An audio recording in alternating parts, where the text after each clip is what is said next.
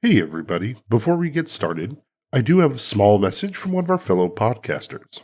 Hello, everyone, and welcome to 5 Gyms in a Trench Coat. Excuse me? Yeah? What's that? You want to know what 5 Gyms in a Trench Coat is? Let us tell you. It's the adhesive that keeps the fragile pieces of my sanity together. Well, okay, Jesse, what it actually is a narrative-driven TTRPG actual play where 5 friends take turns weaving stories through the tabletop game of their choice. Of their choice. Each season? Each season. That's pretty cool. I disagree. Oh. I feel it's the adhesive. So, you guys aren't all in a trench coat? No, we're definitely in a trench coat. How does that work? Get her. Before I'm caught, you can check out 5 Games in a Trench Coat just about anywhere you get your podcasts, or you can check out our website at 5gamesinatrenchcoat.com. Oh my god, they really are all in a trench coat. So, if you get a chance, give them a listen. Thank you very much, and back to our show.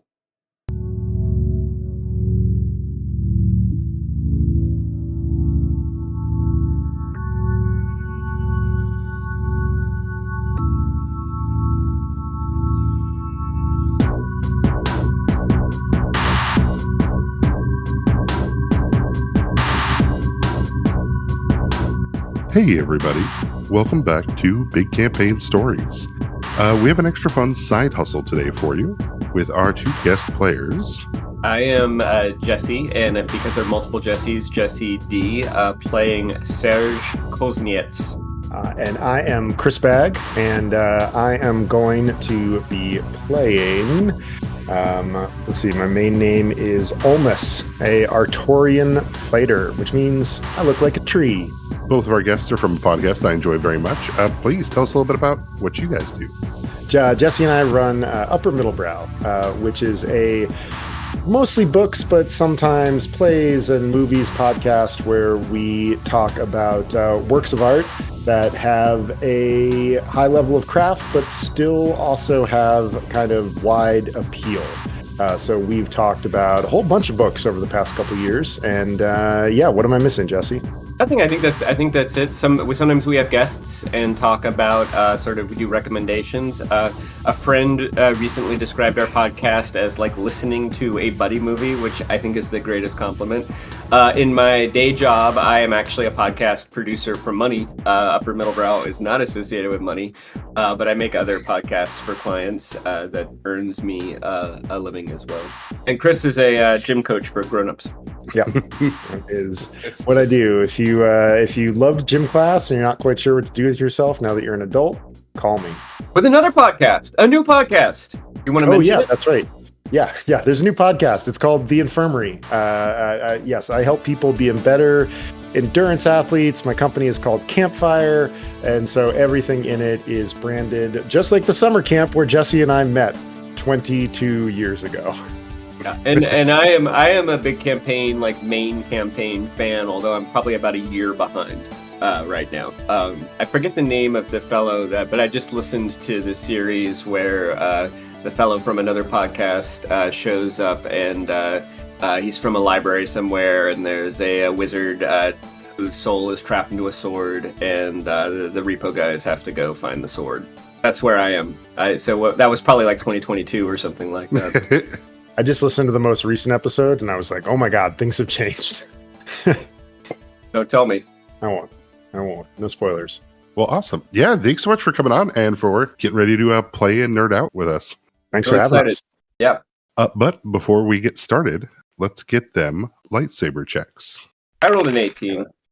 I rolled a 7 and an 18. There's no point in rolling the second one, right? No. Exploding Nope. Well, so close and yet infinitely far.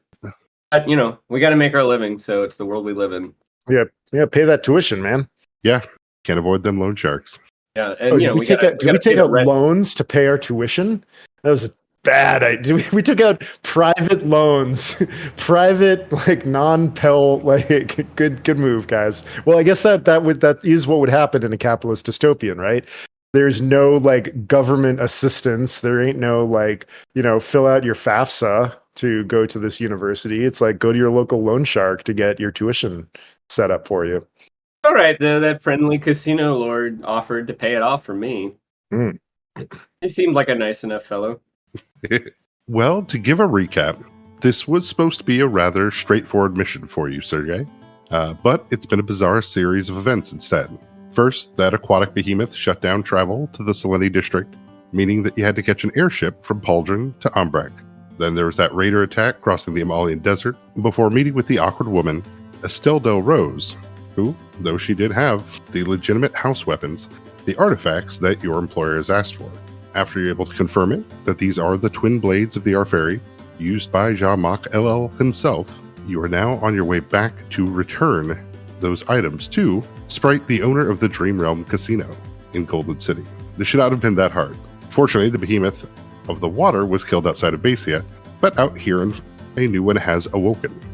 Before arriving in Ambrek, you found out a massive storm has been cutting across the skies, downing all airships and forcing you to take a boat. Do these corporate behemoths get named by the local or the corporate weather service the same way the Weather Channel names, tropical depressions and things like that? Is it like Behemoth?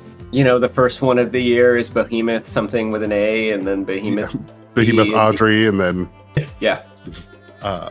No, we actually have old-timey names for them. 1 second. Yeah, the water behemoth, Kasan Galak, as it was called, is a massive creature that swallows entire, basically like tankers full, before it was finally killed outside of Basea, an island city. The one that is out right now is the Shibi, is the air behemoth that took off on the other side of Ambrek, on the other side of the desert. It has been working its way west across the ocean towards Morningthorn, but it has shut down pretty much all air travel, at least between these two continents for the time being. Got it. So we've had to take a boat back from Ambrek, or back from Pauldron, and after verifying the veracity of these twin blades that we're carrying around. We're in Pauldron now, and essentially we have to go overland back home, to Golden City, or which is more or less contiguous with Port Junction. Correct. Taking the boat across, it is definitely odd being out here. You can't hear there's no seagulls, there's no birds about. You can see some of the larger squids, kind of Humboldt size, that swim along the side of the boat, taking the kind of the role of like flying fish, if you've ever been on a boat with those. Yep. But as you start to get closer to Pauldron, as your connections to the H-Cons come in, Sergey, you will get a call. Osnit's here? Yeah, you'll hear the voice of Parvo Solemn. He is a coordinator that works for Sprite, the casino lord of the Dream Realm Casino that helped pay off your debts. Mr. Solemn, how can I help you today? Well, Professor Kosnietz. Thank you. Yes. I am hearing that you've had quite a bit of troubles, and it's taking quite a bit to get back. I know we've had some behemoth issues. Unexpected. So I've heard. I'm calling to let you know that word has spread to Arx, the casino lord of the Archmage's Vault, that you have something very valuable in your possession that he would like to get. He's responsible for our last lapse in security, and our counter intel says he's sending some assassins to hopefully retrieve the items. Oh, that's rather unfortunate.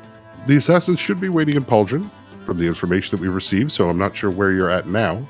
But Sprite is not in Gold City at the moment, but will be in Farthen.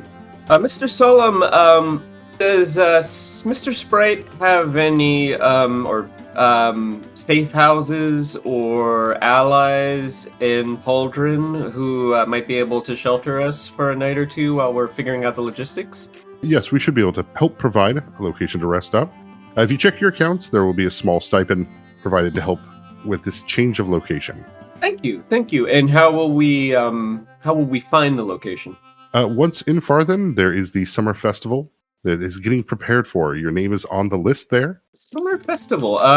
Aldous, have you ever been to the summer festival? I have not. Your face is making those perplexed shapes. What are you learning on your telephone? Oh, sorry. I'll put it on speakerphone, and I'll sort of hold the phone for just a second and say, one of our patrons' employees, apparently something's gone wrong with his rivals, some assassins, something like that. We're working out the details. But did you say assassins? Yes. Serge, this trip so far has not been as advertised. I totally agree with that. But what are you gonna do? Behemoths, assassins. Do you have another idea for paying off our student debts? No, I Could try working at the local candy factory. I know several students who are doing that, but I've noticed that sometimes they come back with their fingers missing, and I don't know. I have pretty good dexterity. I'd probably be able to maintain my fingers, but I don't know. I think you can probably handle the assassins. I hope so. You're correct. My student job as Shade Tree was somewhat demeaning and quite boring. So even though I'm unsettled, I remember. You were very kind to come and visit. Hey, it was a hot day. I needed some shade. So we need to go to the summer festival in Farthen. Well, let's get some more information from this fellow on the phone. Continue. So we're going to the summer festival. My friend Olnus doesn't know anything about it. I don't know anything about it. What can you tell me about the summer festival? Is it a cultural festival, music festival? The summer festival in Farthen happens a few times a year. The valley has some strange confluences that happen. So, Delam Crow, the company there puts on a large party for investors to come out and meet each other and speak. I see. So this is one of those corporate bros hanging out in the woods, beating on drums sort of fairs. A collective group building exercise. Yes, we're familiar with those. All right. Well, I'm sure we'll be able to find the directions. Do you have any intelligence on the assassins? Descriptions, abilities? I think that would be quite useful. We're not entirely unprepared for such contingencies, but anything you could provide for us would probably help. Our counter intel says that there are 4 of them. We're only able to get information on 2. A Ruske, a rather large lizard folk, and Larm Laran, a Illikin that's a little bit more on the more designed for corporate intrigue than outright violence. I see. So we'll be on the lookout for a large lizard folk and a less large Illikin, who presumably, do you happen to know if they have our descriptions? Yes, they are looking for a human with an Artori. Okay. Well, I don't know how many Artori there are in Pauldron, but Olnus, I don't know. Maybe you can try to sort of human it up a little bit. I'll do my best. There might be more of my kin in Farthen. The wilds are just over a range of mountains from Farthen, so perhaps there's a way for us to blend in when we get there. Mr. Solemn, I have to say that the complications of having to manage this assassin situation perhaps is a bit more difficulty than when we first agreed to take this on. When we're very, very grateful for Mr. Sprite, for paying our student debt and such. But do you think perhaps your organization would be amenable to increasing our honorarium upon completion of the task at hand, given the added danger and complication? Yeah, Sergey, go ahead and give me a diplomacy check. All right. First roll. Roll an 18. All right. Yeah, Solemn I do definitely agree that circumstances have exceeded what was originally expected. I will see what more we can transfer to your account. It's greatly appreciated. I really appreciate your help, Solemn. Do you have any other advice for somebody who's relatively new to Pauldron for getting around, or just anything else we should be aware of? We're a bit afield of our normal territory. I'm more familiar with the underside of the city, and you guys know from being around, Pauldron is split into 2 sections. You have the upper part of the city, which is where a lot of the commerce, a lot of the airship fields are, where the train station's at. The underside is more the industrial, the canning, where the boats come in, shipping, all of that. There's a bit of a caste kind of structure between those 2 distances, but people can still freely move from up to down without too much interaction besides getting checkpointed. If Mr. Solemn, if we were to pick to move to the Summerfest through the upper city or the lower city, do you think either would have a better chance of us being able to blend into the crowd and not attract attention? If you pass off as being on top of in the upper part of Pauldron, I imagine you'd be able to blend in more with the people up there. before getting on the trains whenever you're ready to leave. But as far as for finding a place to stay, my contacts are on the underside. I see. So we need to. Sounds like we'll spend the night in the Undercity, make our way up to the Upper City, and then depart. Does that fit with your sense of where we're going, Serge? I think so. Mr. Solom, did you hear my companion? Does that agree with your understanding of how we should best proceed? Yes, that sounds about right. The train should only be about 5 days to get to Farthen, and some festival here starts in about a week, so you should be just about on time. Sorry, misunderstood. Good thing I had you there, Olnus. And in that case, any directions for finding your contacts in Poldrin? Yeah, you'll get a ding on your HCOM as it updates with a couple basically like hostels made out of people's homes. I see. Air hostel. Yeah. Air H&H. Surprise, your home has been rented out. Oh, thank you. Thank you. Automatic approval. Very good. Olnus, do you have any more questions for Mr. Solom? None for you, Mr. Solemn. Thank you for providing us with the heads up about the assassins. And Serge, when you don't know what's happening in a city, it makes me concerned. Well, I'm sure we'll figure it out. Oh, all right. That makes me more concerned. Well, would you rather I express fear, confusion, and insecurity? Would that make you less concerned? Because I can do it. Are you feeling fear and insecurity? Do you really want to know? I do.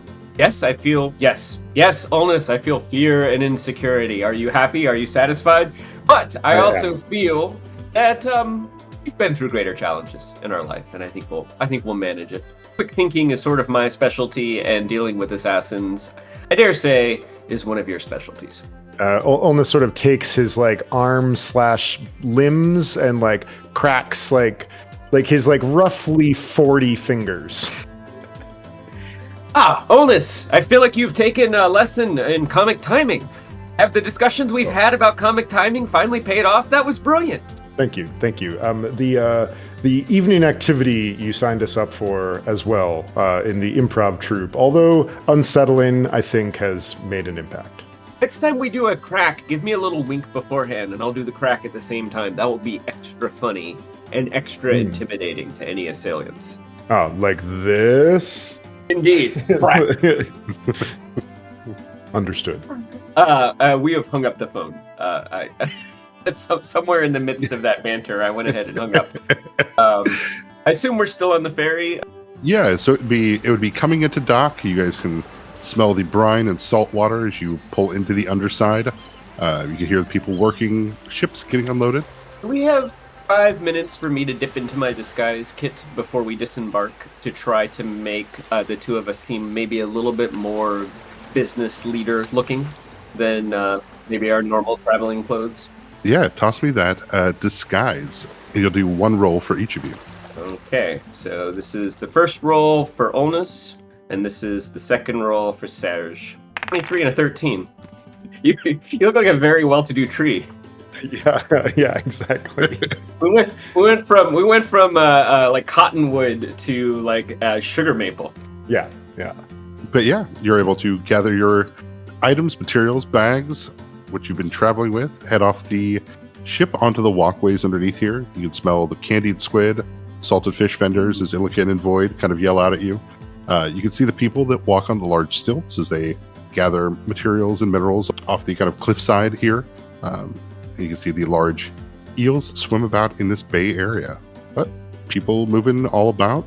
You guys are just a couple of faces in a crowd at the moment. I'm glad we're off the boat. I never quite feel comfortable when we're on a boat. Oh, that makes sense. It's not a very rooted experience. No. It feels... It shouldn't move around so much. I can see that, although, you have to understand it's just basic buoyancy, and it's kind of amazing that we can get from one place to another. I mean, how would you rather do that? I mean, we do know that I float. Huh? I hadn't thought about deploying a raft, but with behemoths out there, I feel like the strength in number things is probably on our favor. But it is nice to be in this interesting town. Isn't that fascinating how they mine the minerals with those stilts? Do you find it offensive that they use wood in that respect? No. I've passed my most Artorians go through a phase of being triggered by that, but no, it's trees are not all sentient, and also we are quite renewable. That's true. As we're having this conversation, Serge will pull out his phone and sort of take a look at his Air Hostel app and see how close the most promising, Air Hostel is, whether it's walking distance or whether we might want to spring for some conveyance. Yeah, the closest one here is within walking distance, not more than 10 minutes away. Nestled in the first opening of kind of a bar district. So it looks like it'd be a room set up on top of a bar. And I would assume Serge would know this. Is the booking something that's done on the app, or do you show up at the place? Then I'll say, Olnus, can you just watch my back for a minute and take a moment to book us a room with 2 beds, and if it's affordable, 2 rooms with 1 bed each in the nearest one. Yeah, you can see that you've received an ample amount to your account. Excellent. So easy enough to get 2 rooms with 1 bed each.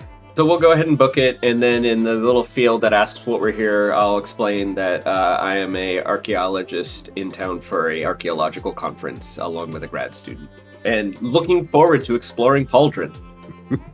Restaurant Rex, welcome! Exclamation point! Exclamation point! And then I guess, assuming the booking goes through, we'll set off at a brisk walk for our air hostel. I don't know what this app should be called. Are smartphones in this plane more or less technologically equivalent to smartphones of 2024? I think I always had them kind of in my head as a little bit earlier, like got like a pushing 2015 smartphone or something like that. Or... You can take good pictures, you can look stuff up, but they're not at the massive integration with every app speaking to each other kind of thing. Okay. Yeah, I'd probably say to be an extension of the Amon app, Underdark. Amon being one of the major corporations I know from the bit of research that I've done. Underdark's Air H&H. I'll send a hands thanking emoji once the booking has gone through. Yeah, you guys have a spot. Android kind of takes care of the area there. That they will trade information with you, so if you need to get a hold of them, but they'll recommend a few places nearby, giving kind of like a spread of what hopefully be enjoyable to various different Illican flavors, void tastes, human, Artori. Olnus, you pick the restaurant. I'm pretty flexible. Oh, excellent. And what do Artorians eat? Do they just sort of stand out in the sun? Various nutrient flavored waters, soups. Yeah, that's sort of okay. Yeah, Olnus sort of begins like flipping through his amino shake device. yeah, and discovers a local amino shake franchise.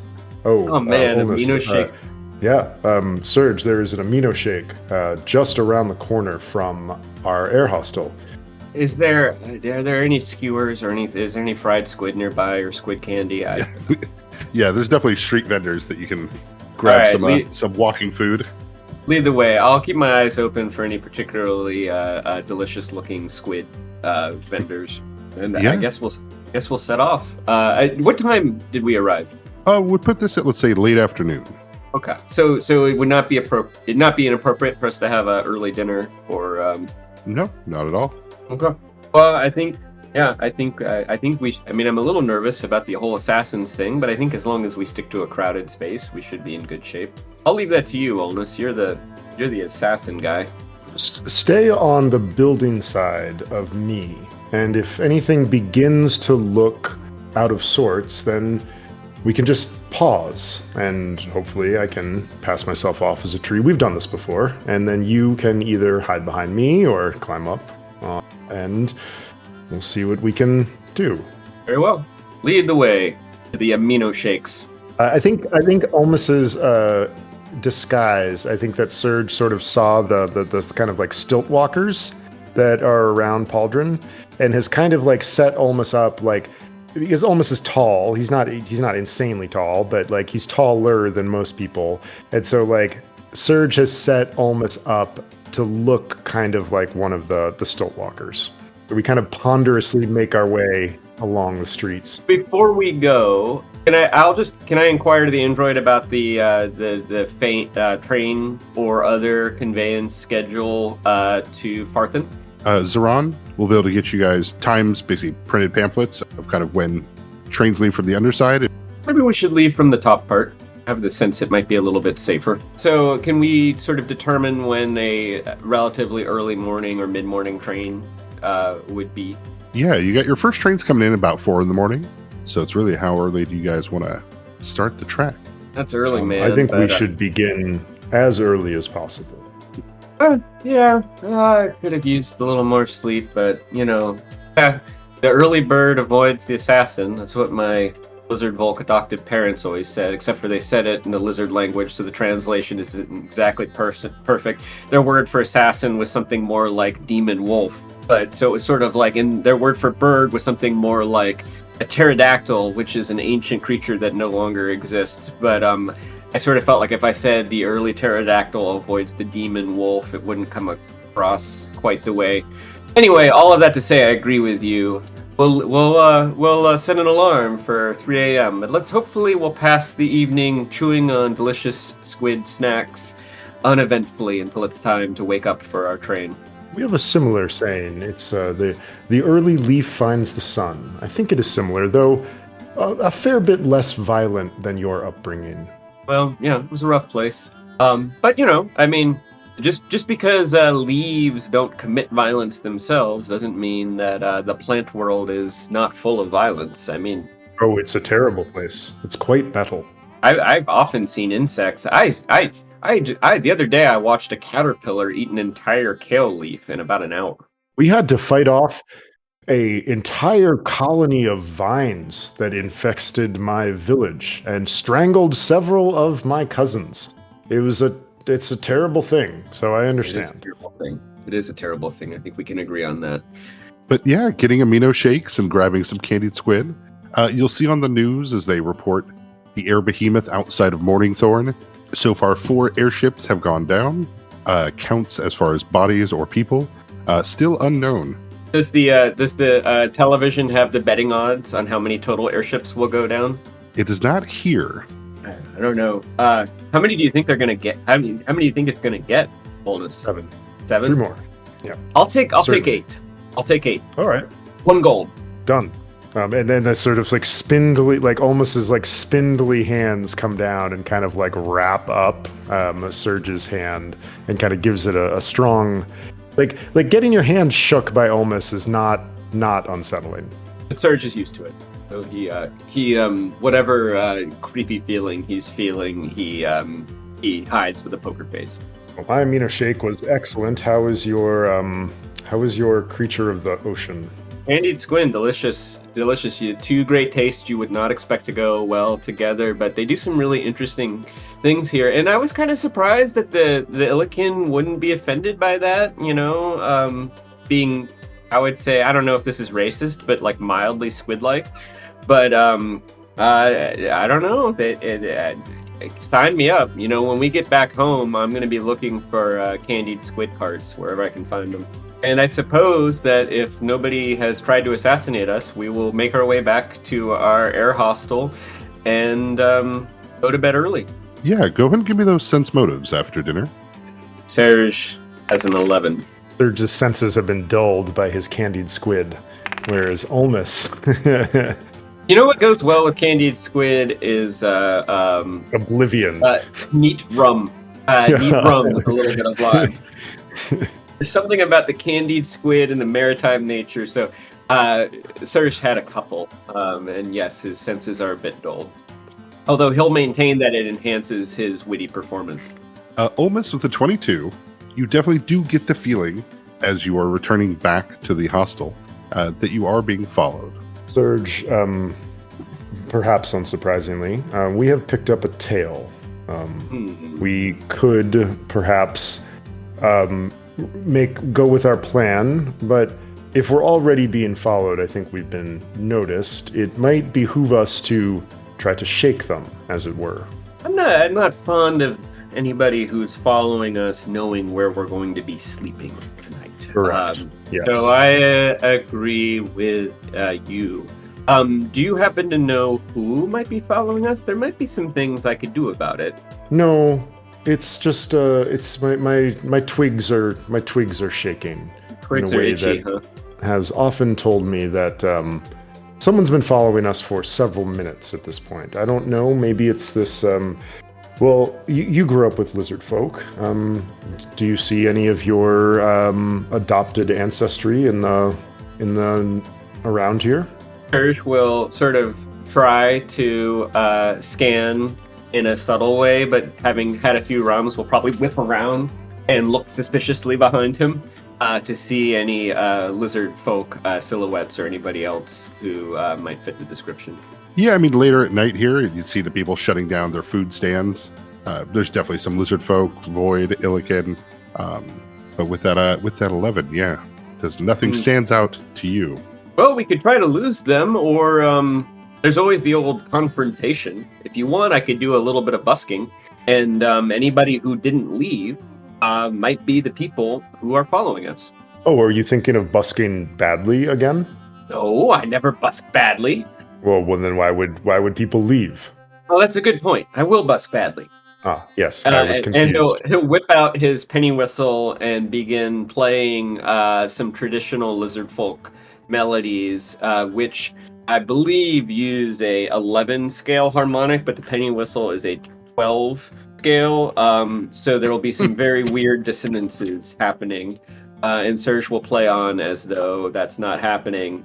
And then occasionally pausing for a breath, we'll just say, "Gold, silver, anything you got, welcome, help an itinerant musician out." And we'll continue to busk. Come on, Oldest, hype man, hype tree. Olmus has sort of gotten press ganged into this before, and usually his best deployment for music is like just so many finger snaps, and like can really create like a percussive effect on a pretty quick notice. And so now, in addition to the wild atonality of 11 scale and 12 scale harmonies, there's just a lot of finger snapping going on. It sounds like a fire has been started. Excellent. All right. And we'll both attend to anybody who is in range of this and is not disgusted by it, and seems to be sticking around despite the unpleasant music that we're creating.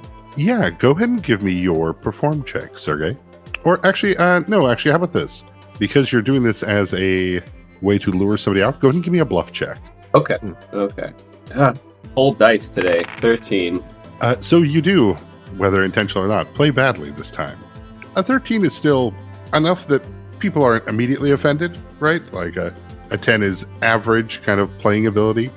So it's coming across as someone who, like you said, an emerging musician.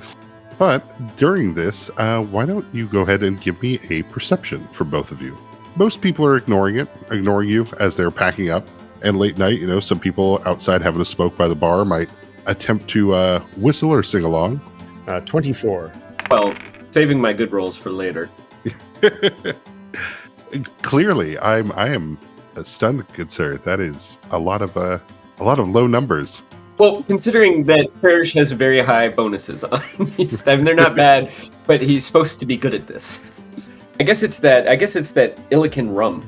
Gold, you have rolled a 2, a 3.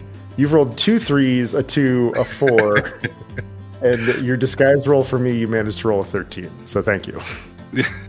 You're the dice man tonight. I'm the rum man. We'll see. Yeah, as you busk and as people do their best to ignore you, Olmus, you are able to spot there is a human that is watching a little bit too intently amongst the vendors packing up, amongst the people heading out to restaurants and coming in from ships. With a 24 on that perception, you can see that they've definitely had some augmentation work. You can see the glitter of cybernetics glowing from underneath their skin from wrist to elbow. And you can see the built-in kind of metal caps on their knuckles. based on my sort of martial experience, so that this looks to me like somebody who would be handy in a fight, I'm guessing, with those kind of augmentations. Yeah, you're not seeing a ranged weapon on them, so looking like they're built for close combat. I just sort of sotto voce, human, 2 o'clock, hacking cybernetics. Jeff, has Serge with the 2 o'clock in human clocked who Olnus is talking about, or is still oblivious to this person? With directions given, you'll see the human, middle-aged. You can see the reinforced kind of padded leather jacket, the glitter of the cybernetics on the arms. You can see they're wearing kind of a light armor that connects in with to complete their outfit. Is there like an alley or anything that we have kind of set up nearby that perhaps we could make a quick escape down? Yeah, I mean, think of the underside as a lot of built-in structures. So there's a lot of walkways. There's always water in any direction. But there's definitely between buildings that have been built, whether depending on their tier, there's definitely alleyways that you could definitely go down. 2 against 1 is better than 4 against 2. And perhaps this person knows where his companions are and what they know about us. Again, sotto voce. No, you're not wrong. Maybe we could lure this one away, because I'm not convinced that his friends aren't nearby. Very well. I'll follow your lead, but give me about a minute. Serge would like to incorporate and casting Anticipate Peril into his cacophonous performance. Is that a reasonable thing for him to do?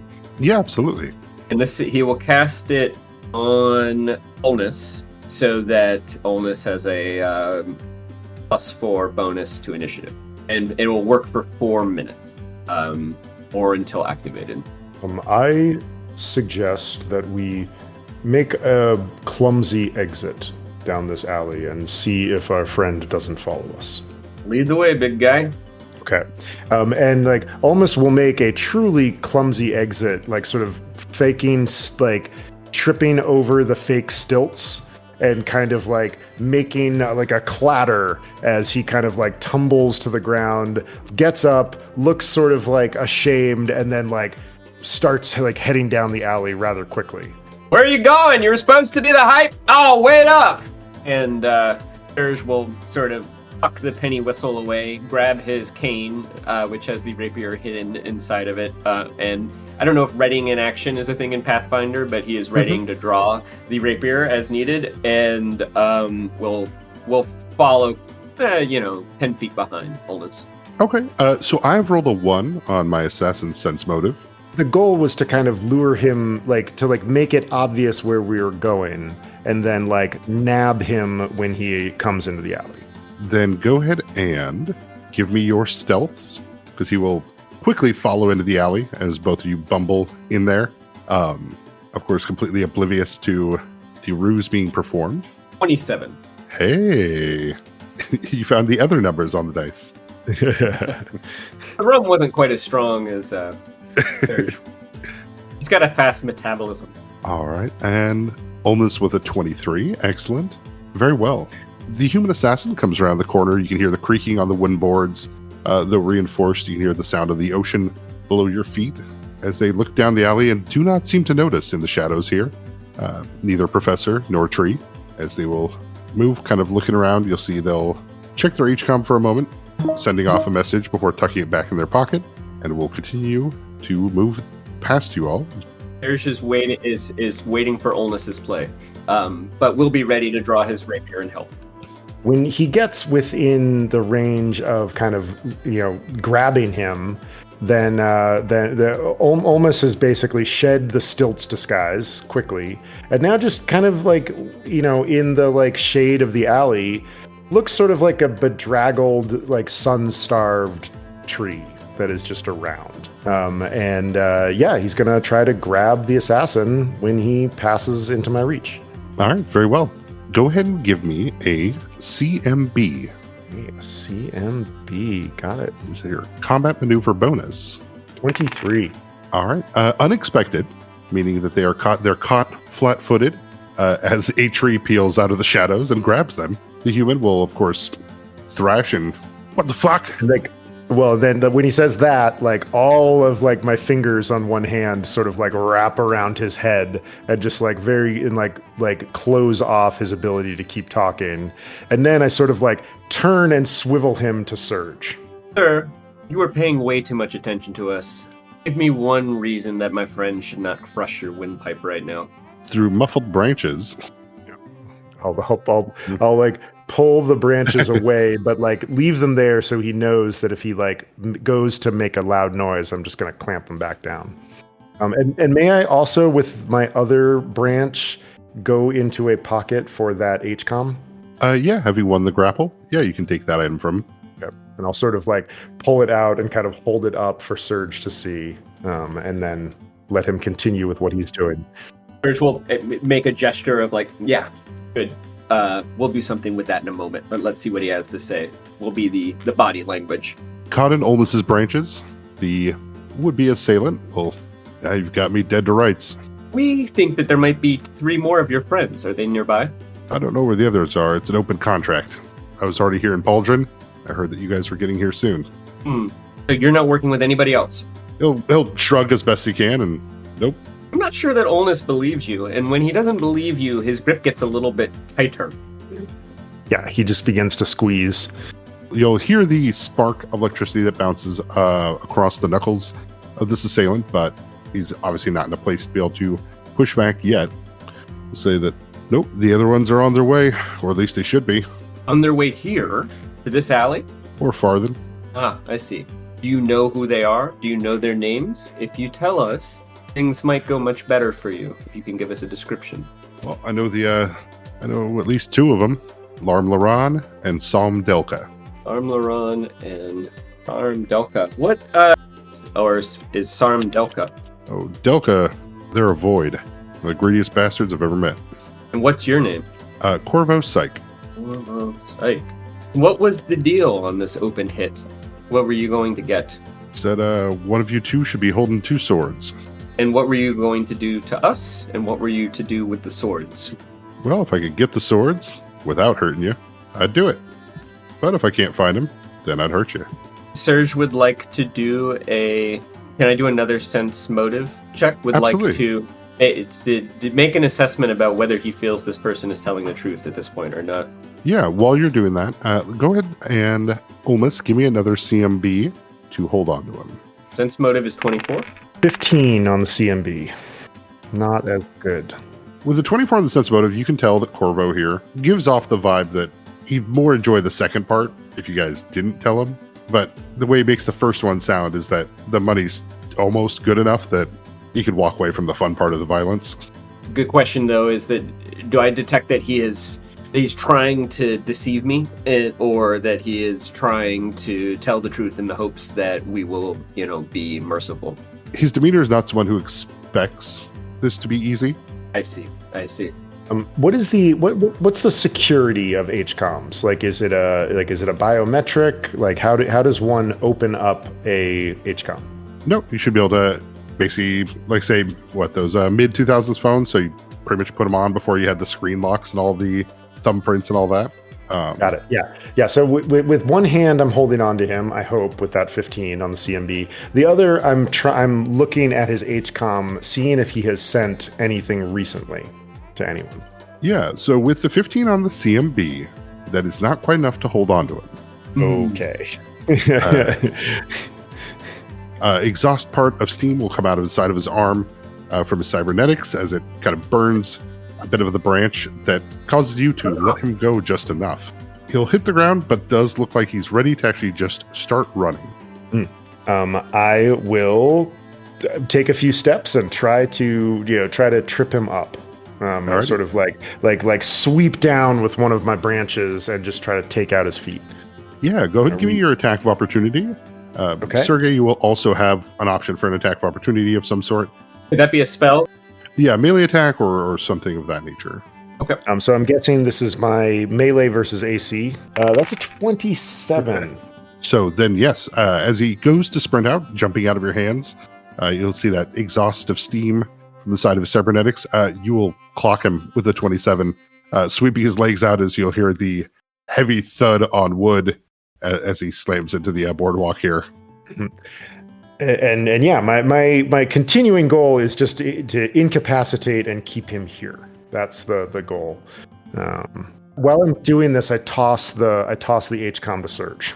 I can catch the HCOM and then attempt to bind him, with some leather cord that I carry around, or something like that. And be mindful of the cybernetics, since it's clear that he can burn through. Does it look like the arm or the leg? There's a place where I could tie the cord that won't contact the metal. Even if I could just bind the legs, I feel like Olnus could hold the arms for now. So I'll sort of just assess the situation and see if there's a way to quickly bind him while Olnus has him pinned, so that he wouldn't be able to run again. I think we should make ourselves scarce, I think you say. I was about to say sparse, but I don't think sparse is the right word. No. I think we should make ourselves scarce soon. I agree.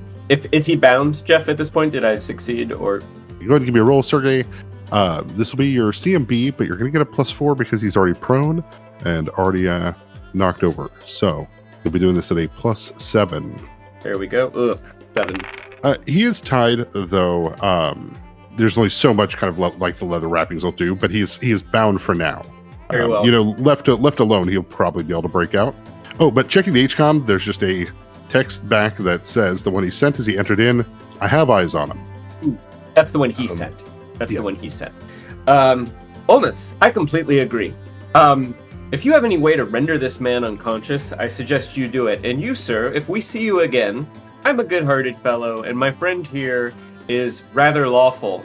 But I will choose to be a bad-hearted fellow, and Olnus, I think you'll choose to be a little bit less lawful, and I don't think you'll survive it.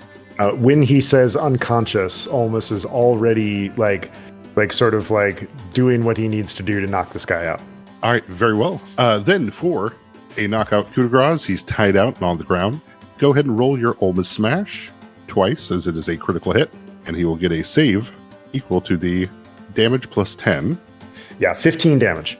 Perfect. So with a DC 25, he does not pass that fortitude save, and he will go unconscious. So let us. What's the word for hustle? Bustle. There's some. It's time for us to make like a tree and leaf. Let's split. No. We will move at. Is there a mechanic where we can move at double our movement to exit the alley? So we'll do that, and then I think we'll then walk briskly for about 15 minutes in random directions. I will do my best to keep track of where we are, so that we can get our way back to the Airbnb. And if I see a canal along the way, I'm going to throw the phone into the canal. Perfect. Yeah, you'd get that buzz on that 15-minute walk as they respond back. Do you have the items yet? I'll just text. Do I have the items? No response. Just the phone chuck goes it in the canal. water. Yeah. All right. Perfect. Yeah. Let them think about it. Let them chew on that. When you get back, Zeron, the android has left the pamphlets on the tables there for you with the times and everything, and with the information that you requested about Excellent. the upper part of the city. But you guys are able to enter in and get back to your room without an issue. Serge will do his breathing exercises to calm down from the night's excitement, and then if the entertainment system has any of the original series of hydrogen ball conflicts, he always finds that that's a relaxing vid or film to watch in order to fall asleep early. But we'll double check the windows and doors, and to make sure they seem secure.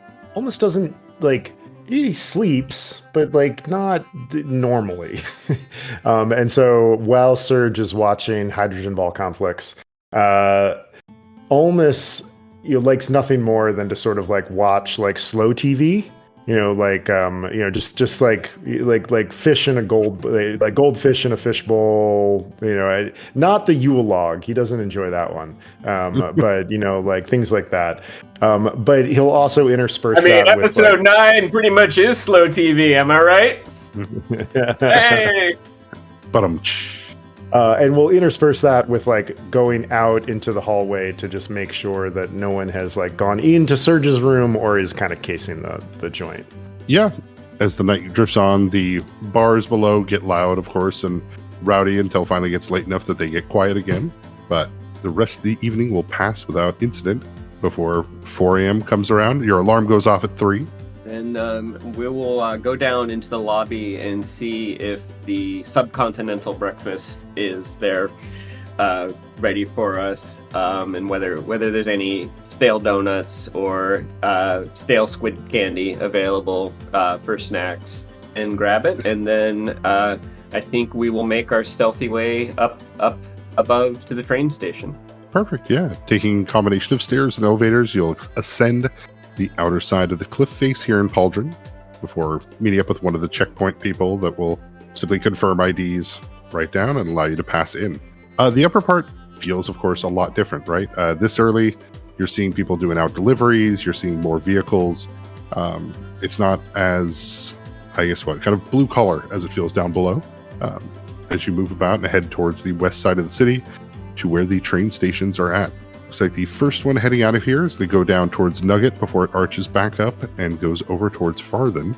There are more direct ones later in the day. I think I'd be fine with the earlier start and the indirect train. I've always wanted to take the southern route, and if I were going to lay an ambush for us, I'd probably put it on the direct route. So with Olness's agreement, I'll purchase 2 tickets at whatever class we can readily afford on the earlier leaving, less direct route. Yeah, a slightly longer trip like this. Like I said, you did have an ample stipend sent over. That you'll notice that there is a bonus there this morning. Excellent. Then if business class or first class is within our means, I think, while still having a little bit left over at the end of the mission, I think we'll indulge. But if not, we'll I suppose coach class will do.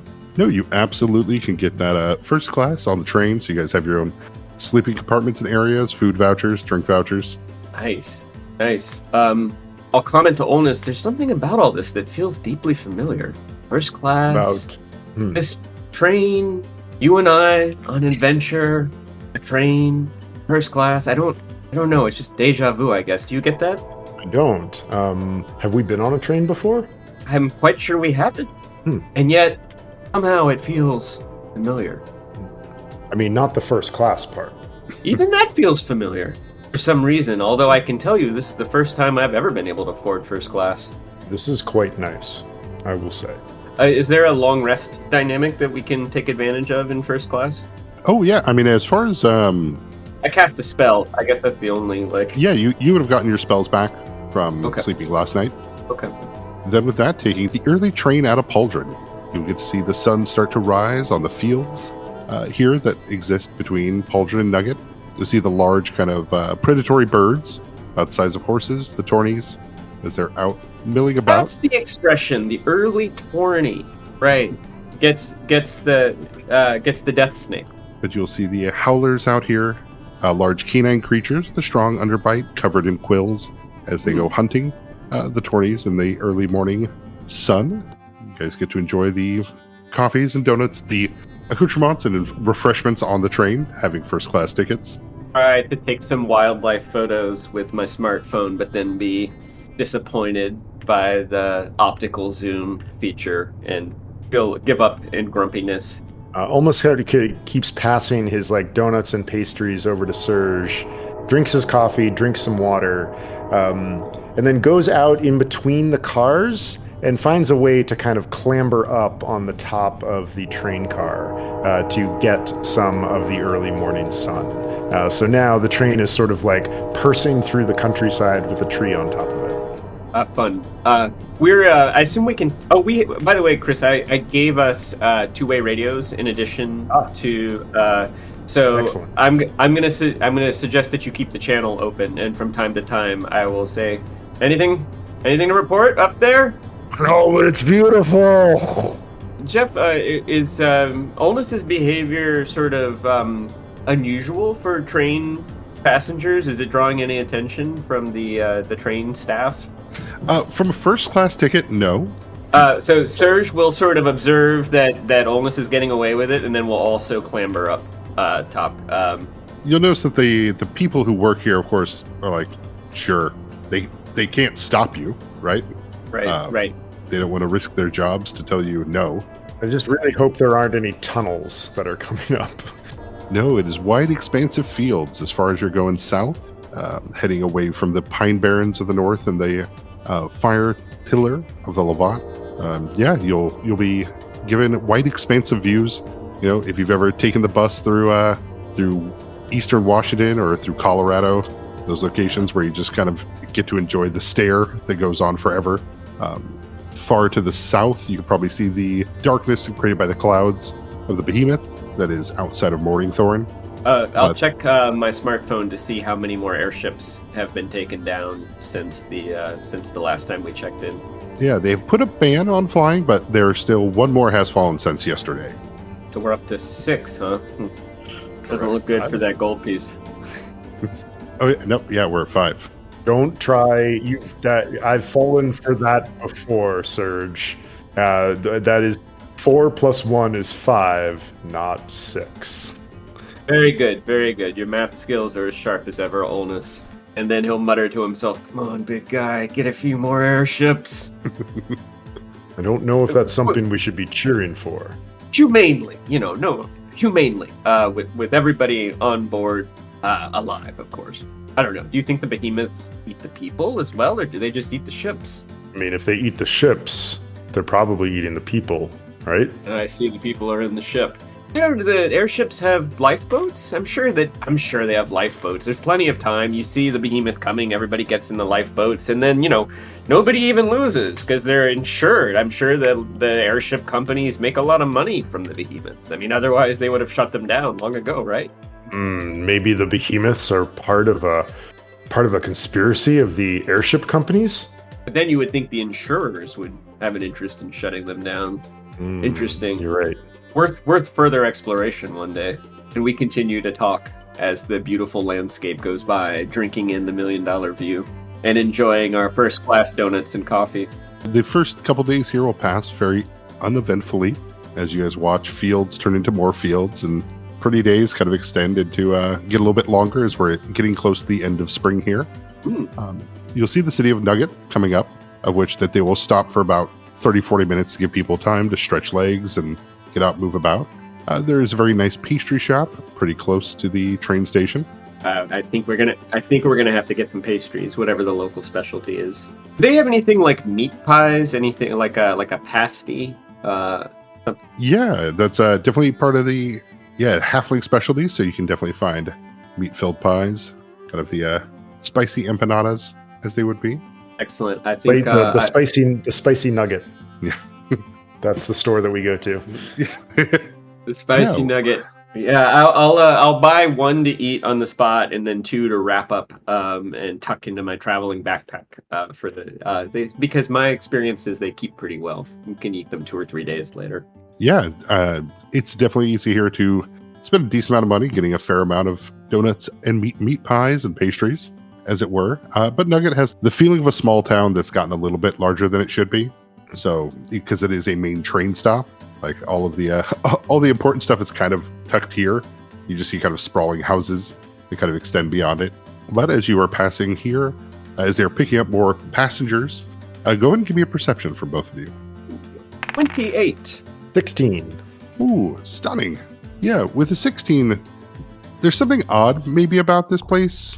Maybe it's just, like I said, small town vibes that from all these people coming through all the time. But Sergey, you're definitely going to get just a brief moment where you see out of the corner of your eye in an alleyway between the pastry shop and the spicy nugget, a strange pallid man covered in robes digging in an alleyway for a second. Black holes where his eyes should be. How much time do we have before the train starts up again? Probably another 15 minutes, 10 minutes. But if you look back, there's nobody there. Olnus, did you see that fellow digging in the alley? No, I didn't. I was, there's something odd about this. This town is not quite the right size. It's like someone wearing pants that are too big. Oh, I think maybe we ought to get back on the train into our compartments and keep our eyes open. Do you sense something off? I did sense something off, and I saw something very strange, but it's not there anymore, and I don't even really think you'd believe me if I explained it. But try me. You've been right before for some very strange things. Well, the man digging in the alley with black holes where his eyes should be. Jeff, is this anything like? Is that like a legend or any kind of lore or something like that, or like something that we might have heard about? Or is there a check we could do can we rack our knowledge? For this one, no. It just feels weird. I agree. Do you think we should return to the train directly, or employ some misdirection? Jeff, did I get the sense that this person saw me? That the person I saw? You do. You get the feeling that they had seen you, or they would have seen you had you been able to lock eyes with them. I see. Well, that's a difficult question, because if we employ some kind of misdirection, but get on the train and they can't find us, I think they would conclude that we got on the train. Whereas if we get on the train, at least, I don't know. I guess we have a few minutes. Why don't we see if we can figure out what that was? It was this alley right over here. And I will point it out to Olnus and say, what do you think? Should we just go in there and poke around a bit? Did you hear all of that? Yes. Sounds great. Olnus, sometimes I get the feeling you're not listening to me. Well, I mean, our ear holes sometimes fill up with sap, and that can be a problem. But I'm always listening, Serge. I just react somewhat slower than I think your type. But I agree. I feel like this going into the alley, following the guy without an eyes is more your forte than mine. So I'll have my cane handy, and I think you should lead the way. And maybe once again, I will cast the same spell I cast before. The Anticipate Peril?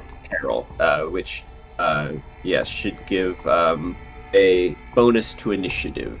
But yeah, Olmus is striding into the alley that Serge has pointed out to him. Serge is also concentrating on the train schedule. He's a little nervous we're gonna miss it, so he's kind of tracking the time, maybe on his watch or something like that. And Olmus, do you wear shoes or anything to protect your lower roots, or do you? No. Okay. I wear clothes, but not shoes. It's very, very hard to find the correct size and shape. I would think. Yeah, poking into this alley here, keeping an eye on the train schedule. As you both move in here, it has that feeling as though somebody was here. So you definitely get that impression, but they left in a hurry. But the more odd part stands out to you, Olmus, is that you cannot see it. It does feel like you can get this almost iron penny taste through your feet that you're standing in liquid, but neither of you see anything around here. I'll just kind of cast around, like looking for if there's any clues as to what direction he might have gone, or if he's invisible and just nearby, something like that. Just kind of seeing what I can see or sense. Well, and Serge will go ahead and cast Detect Magic. Yeah, casting Detect Magic, scanning the area here. You're not sensing, it's not revealing any auras. Of course, you've already known to not look at the 2 swords that you picked up from the Del Rose estate, as they glow with a vibrancy that is almost blinding for a moment. Which, by the way, I think they're in Olnus's backpack, if you're okay with that. Totally. But yeah, looking through here, this alleyway, there is a small kind of sewer grate. Looks maybe large enough for somebody like Sergei's size to be able to fit in. Definitely be a little tougher for someone like Olmus. But I think Serge has a sort of archaeology kit, which would include a little flashlight. And so he'll crouch down and shine the light cautiously into the sewage grate and see what he can see. Go ahead and give me that perception. It is a 29. Sweet. With a natural 20, looking down into this grating here, you can see what is the, what's the best way to say, the back half of someone's knee being held afloat by their shoe. though there's no body to continue with anything past the knee above. Ugh. You can see the blood is stark red, meaning this kill's fairly fresh. And you catch just the tail end of pallid flesh and mangled teeth that disappear into the water. There is a leg down here without its owner. Oh. Is it from the gentleman you saw in the alley?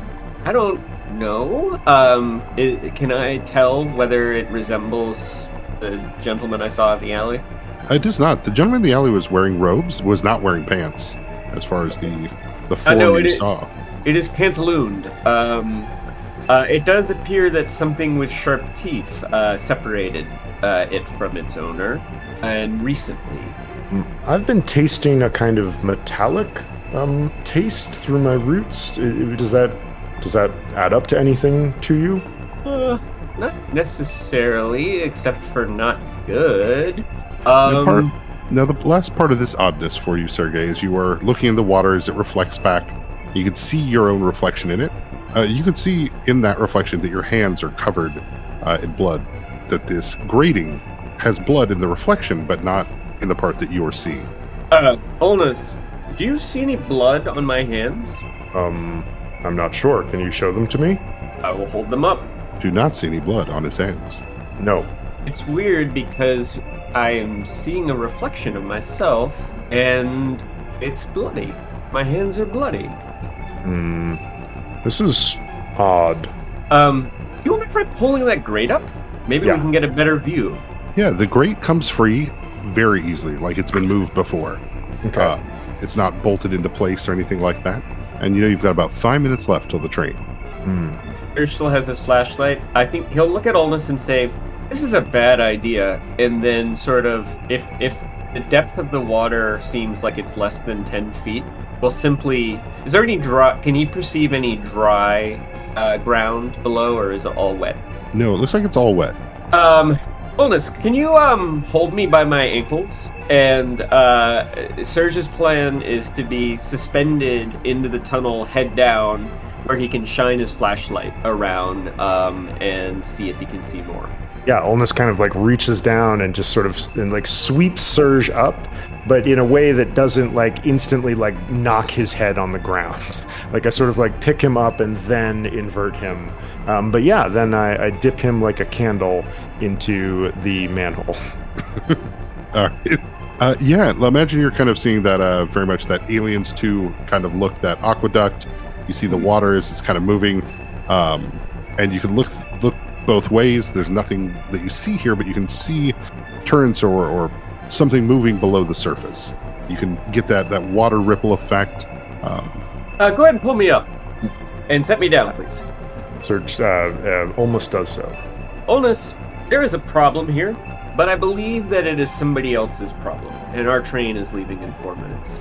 I believe you are correct. You found a disembodied leg, and then there's something moving in the water? There's something moving in the water. I wouldn't be surprised if it was the owner of the leg or the separator of the leg. If it's the owner, that person has bad karma. And if it is the separator, I don't think that's something I want to go into deep water to investigate. Certainly couldn't take you back onto first class if you go back to the train soaking wet. Well, first class ticket used to mean something in these parts. Perhaps we could mention to the station manager that there's a disturbing mess in the alley, and then simply get back on the train. I don't think finding trouble is... trouble will find us at some point on this particular journey. I don't think we should go looking for it. I agree, and I think that, my understanding is that you would prefer to notify the authorities in this situation. I think the authorities at this local Nugget train station are perfectly equipped to deal with whatever this is. And with that, Serge will walk into the station and look for somebody who appears to be uniformed or authoritative. Yeah, as you guys head out of there, leaving from the alleyway, heading into the station, you'll definitely see there are some secret guards here that will take that information from you. You can definitely see in the reflection of like the polished marble floors of this train station, you can definitely see that you do reflect back with blood a bit on your knees and on your pants. sheer kind of where you bent down to get into that grate. You can see it on your hands, but only in the reflection. Only in the reflection. Even though it's only in the reflection, Serge will sort of unthinkingly put his hands in his pockets. And then, gentlemen, I saw somebody in the alley a few minutes ago, and he was digging. And he appears to have upset the grate out there. I looked in there, and I thought I could see something, and maybe a weird smell. I think you should go check it out. Anyway, my train's leaving, and with that, I'll spin on my heel and walk out, and not give the seekers the opportunity to question me further. Yeah, with a rapid fire info drop and run, they'll be left with that. Well, somebody has to check it out, but, sir. All right, train's leaving. Good luck. And just not breaking stride, shouting over the shoulder, we'll walk right back onto the train. Very well.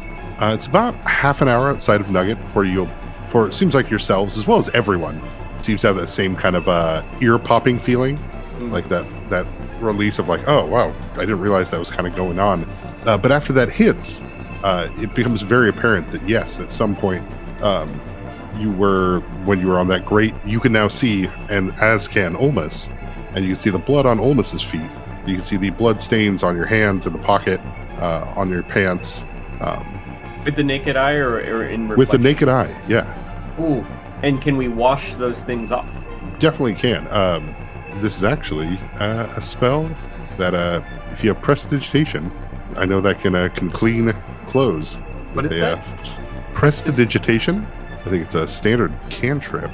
I don't have that one. Alrighty. Not a worry, but yes, you can definitely find either put away your bag, change clothes, or you can put these in the sink in your private kind of area. I think in the private area, is there a little sink? Is there a little washroom in the the first class? Okay, so I will do my best to clean my clothes and my hands in the private area. This is definitely odd. And then I'm going to suggest Olmus do the same. And then once the cleaning has happened, Serge will pull out his laptop and log onto the train's Wi-Fi. He also has broadband if that's available. And we'll do some research and try to, I don't know if he does the equivalent of a Google search for blood appears mysteriously on hands, but we'll sort of poke around in some arcane primary sources. I mean, he's a scholar, he'll sort of look around and see if he can learn anything about this. Yeah, absolutely. Go ahead and give me that computer research check. All right. So excited that I can use my computer research check. It's a 25. Told you I was saving all the good rolls for later in the session. All right. While you're searching that up, Olmus, you only have the blood on the bottom of your feet and your hand where you picked up Sergei to lower him into the sewer area. And is it the same thing that I can only see the blood in a reflection? Like it's not. Oh, okay. Now that your ears have popped, it's very obvious. Oh, okay. It's like I was standing in a pool of blood, but I didn't see anything like that. You said you saw a man with no eyes? Yes. Curious. And I have to imagine that the blood, since it washed off, is real, and that we were under some kind of illusion or confusion. Where we couldn't actually see the... Why would someone want that? Do you think the guards that you talked to saw that you were bloody? I think that if they had seen that, they wouldn't have let me get back on the train. Would you let somebody covered in blood get back on a train? No. There you go. I don't know. But I also didn't give them much time to think about it. Sort of it's very on brand for you. My student, this is a life lesson. When you want somebody to do something, don't give them too much time to think about it. I don't know if I would agree with that right offhand, but I'm going to think about it. Think about it for a bit. I will. That's what we do. Yeah, we are perturbed. But yeah, with the 25 on that research check, you're able to search through forums and chats. There's no reference to Nugget. Maybe it's too small, or maybe this is something new. But you end up finding a lot of kind of like backwater websites that talk about conspiracies about Amon advancements and their black sites and experimentation. about Umbra Pharmaceuticals and their designs for creating advanced life forms. Surge, are you poking around on 14chan again? Please stop. Just because it's mostly bad information doesn't mean there isn't some good information. There's always the diamond in the rough. Stop clock and all that. Oldness, stop clock. Wait, how does that one go again? The lizard folks say that if the sundial is... Wait, how did they put it? If the sundial falls over, it's still correct one day out of the year. But I'm not even sure if that's true. Maybe I'm not translating it very well. If the sundial is up... No, that wouldn't make any sense either. I think for my next anthropology paper, I would like to do a survey of the idioms of Zelanis. The way you people talk is just strange. It would be quite fascinating, and I think you'd want to take some language lessons, but we could find some lizard folk in town to mentor you, I think. I mean, my lizard is only... I speak it, but I only vaguely understand the grammar. My parents spoke it growing up. I never really learned it that well. Well, what else did you learn? Nothing that I think I would care to pass along. There's just some conspiracy theories. Perhaps the corporations were doing some kind of research. Perhaps sometimes this blood that you can't see, but then you can see it, turns up in some chemical research. But it all seems pretty ephemeral. I think we should just try not to think about it. And with that, Serge will try to take a nap. All right, very well. The train angling now north as it switched at Nugget, heading towards the Rook's mountain range and towards Farthen. You guys are set to be there probably about a day early, barring any new extraordinary circumstances or problems. So the summer fest will start a day after we arrive. Is that the idea? Correct. I'll text Mr. Solemn, Parvo Solemn, and say, do you have any... we're going to be there a day early. Do you, again, know a safe place to stay for a night before the Summerfest begins? Yeah, there's employee housing. Can you send us the directions? Yep, you'll get the ding. Ask him about the eyeless man, if he knows anything. Oh, yeah. Do you know anything about eyeless men? ? In Nugget? ? With invisible blood? ? It's a series of double exclamation point reactions. It starts with that slow no, and then no. Okay, just checking. PHX ! Oh, any restaurant Rex in, forget name of town, in Farthen. Yes, I recommend the Perennial Favorites. Is that the name of a restaurant? It is. They'll be catering the event, but they have a very large menu selection worth checking out. PHX ! BTW. Only 3 assassins now, we think. Ellipsis. Yeah, they'll respond back with the, Oh, you've encountered one. Which one? Corvo Psych. Corvo Psych. No, I hear he's quite a bruiser. Real Congrats. psychopath. Not somebody you'd want to meet in a dark alley. Although, ironically, that's where we met him. LOL. I mean, he met us in a dark alley. Almost is like reading over your shoulder. Oldest, do you want to do the texting? No. But I mean, he met us in a dark alley. Just keeping the record as straight as possible. I'm not gonna send that as a text. But Olness, you are correct, and I will note that for the permanent record. Thank you. He is our employer. We should, tell him the truth of the matter. I completely agree that we should tell him the truth. However, the truth does not need to be comprehensive at all times, and in certain instances, it may even be more information than he might want. Almost gives you the look of him, like he really needs to think about that. Yeah, give it some thought. Keep in mind that this man probably has 100 other things he has to do for Sprite, Clean the slot machines, hire other adventurers, monitor other assassins, make other restaurant recommendations, find other safe houses. He only has so much time for the likes of us. I try to respect the man's time. I hadn't thought of that. You know what they say? A fallen over hourglass is only right once a year. Almost just takes out a notebook and it's sort of one of his like scratches like one of his fingers and then kind of like writes out that particular idiom and then Wait, I'll give it to you in lizard folk, and you can translate it later. Jak czyste vesten estu koton unvest lan or unvest len. Sorry. That means something very different. My apologies to any ballerinas out there. Anything else before we arrive in Farthen? So it is on the last day as you guys are cresting up the hills and the plains towards Farthen. You can see the mountain range where it breaks apart to allow the pass that heads into the valley where it's settled. This will come while you're getting your early morning breakfast after you guys have gotten your coffees and teas and gotten your donuts and gone up to enjoy the sunrise as usual. But you guys have done this pretty consistently at this point. We're never gonna have a job like this again. This is as good as it gets, I gotta say. Yes, being the two eccentrics in the train's first class is quite enjoyable. In fact, I think I'm going to work my whole career so that I can spend my later years doing nothing but this. But as you guys both go up to your seats up on the roof here, this time there's someone waiting for you. Ooh. Wait, on the roof? Sorry? Or back on the roof. I see. Hello. Are you going to join us for water and sunshine?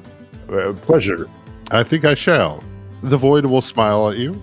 As you can see, they have the delivery outfit on, the light armor covering their entire body. You can see the emblem of a black cat on their left shoulder, as they have a small kind of shaving razor that looks extraordinarily sharp. Serge will cast Detect Motive. Wait, is that the name of the spell? Do I have that correct? There's the skill Sense Motive. Sorry, that's what I meant. Okay. Yeah, getting confused with Detect Magic. Can I try to sense this person's motive? Absolutely.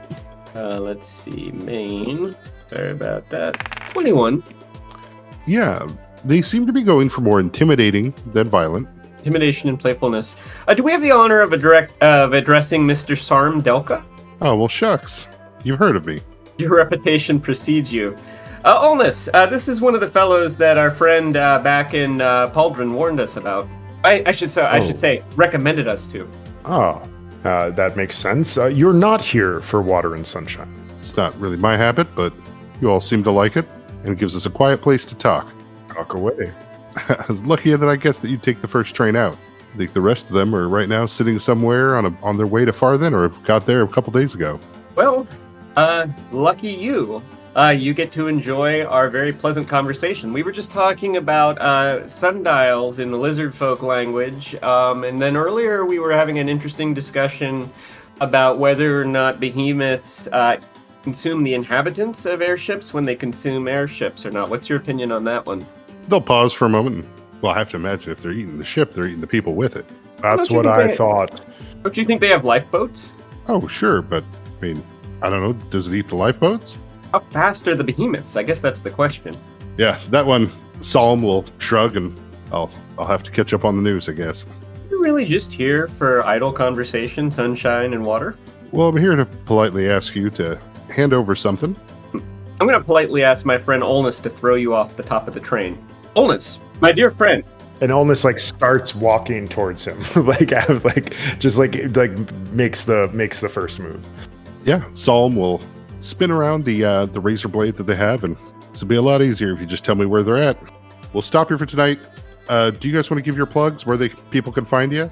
Yeah, so Upper Middlebrow you can find wherever you get your podcast. It's Upper is one word and Middlebrow is the second word. You can find me on Twitter at Curious Dukes, Blue Sky I believe also as Curious Dukes, and Instagram as JP Dukes9. I'm gonna double check that real quick. No, that's correct. That's right. I know Jesse's Instagram more than he does because I was sort of like, all right, we're gonna promote our podcast on Instagram. I need to know your Instagram handle. The only reason I have Instagram is to like the Upper Middlebrow post, but now I put photos of newts and deer and birds. Yeah, on there. There too. Whereas Twitter is more like, here's an article that I read. You can find me on Instagram at Christopher Bag is the best place to find me. And if you want to hear about nerdy endurance topics, you can listen to a new podcast called The Infirmary. I'll also mention, this is actually how we end every Upper Middlebrow, that Chris and I are both editors, writers, and we can help you with your podcast, script writing, short fiction, journalism, editing projects, so you can find out how to reach us for professional things at jessedukes.com, JESSEDUKES.com, and chrisbag.com. And one last one, if you're into nerdy game design, you can check out my game design website, which is backyardadventure.games. And I would plug Big Campaign, but I don't need to because you're already listening to it. What an honor! This has been really, really fun, Jeff. Yeah, thanks so much for playing, and I look forward for round 2 for the second part here. Yeah, let's. I'm gonna go. It's got to be somebody... like one of the best cliffhangers I've encountered in one of these for a long time. I love the human tree about to throw the assassin off the train. Yeah, I'm gonna ask somebody to draw this scene. That would be really cool. Thanks for listening. Like, rate, review, subscribe, all the stuff. Our opening and closing songs are Forest for the Trees by Nylor, as well as Facticity and Cathedral. Sound effects by Pixabay. And, well, I guess it's fall now. Oh my god, the year's almost over. Alright, bye.